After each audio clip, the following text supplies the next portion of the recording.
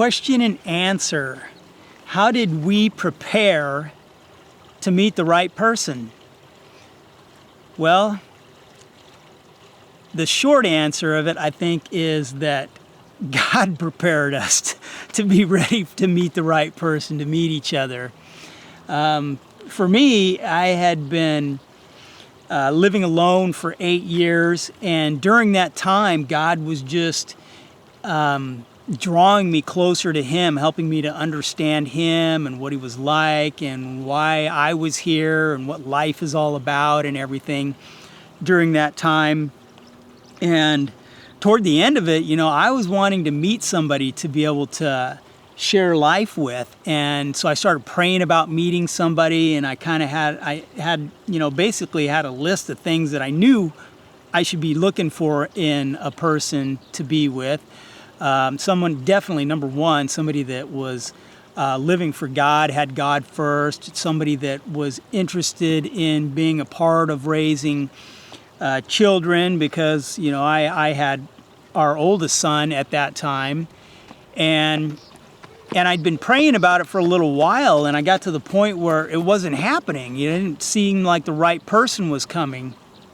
And finally, I remember one morning in prayer, I just said, God, you know what? I know I've been asking about this, and it doesn't seem like it's happening. So, God, if it's just going to be you and I, then I'm okay with that, because I know God is all I really need. And within, I think, a week or two was when our camping trip was that I met Jennifer. So I can look back on it now and see that God was basically saying, that's exactly where you needed to be the person you need to be ready to meet the right person. Yeah, I remember making a list as well, praying about it and thinking about, wanting to marry a godly man. And so what does he look like? What should I look at for my life? And had a list of 10 things that I was looking for. And if that person fit those 10 things, then that was the person. And sometimes you would be tempted that, well, they fit, 7 out of 10. So maybe, but that just doesn't work, because God answers all 10 and more. But also being in prayer, and God has specifically told me that He had somebody for me, but He wasn't ready yet. So that was an interesting, hearing that, then trying to then kind of like measure it up to each, person I was meeting. Are you him? Are you him? That kind of thing. But clearly once I met Scott, then he answered all the 10 and more, and it was awesome. Yeah, I just totally thank God, because it is, I had an idea what I needed to look for, what I wanted to look for, and again, just like she said, she meant everything and more.